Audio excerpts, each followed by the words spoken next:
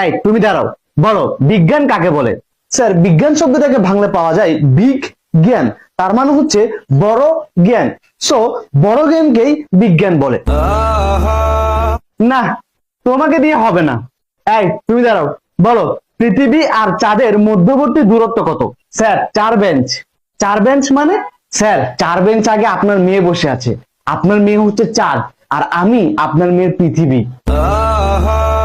দোস্ত, এসব বলিস না, গুনাহ হবে।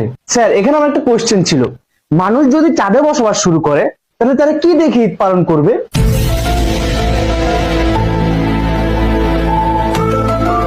দোস্ত, ঈদ একটা পবিত্র জিনিস, এসব বলিস না, গুনাহ হবে। স্যার, এখানে আমারও একটা কোশ্চেন আছে, পৃথিবীতে থাকা মানুষরা চাঁদকে দেখিয়ে বলে ওই যে দেখো চাঁদ মামা, তার মানে পৃথিবী হচ্ছে চাঁদের বোন আর চাঁদ হচ্ছে পৃথিবীর ভাই, এই কারণেই তো তাকে মামা ডাকা হয়। তাহলে চাঁদে যদি মানুষ থাকে তাহলে মানুষরা পৃথিবীকে দেখিয়ে কি বলবে?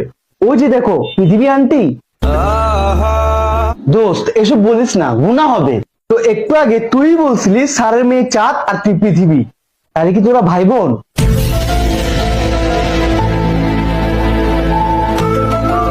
তোমাদের অনেক কোশ্চেন হয়েছে, এবার আমি কোশ্চেন করব। বলো, ডাইনোসর বিলুপ্ত হওয়ার প্রধান কারণ কি?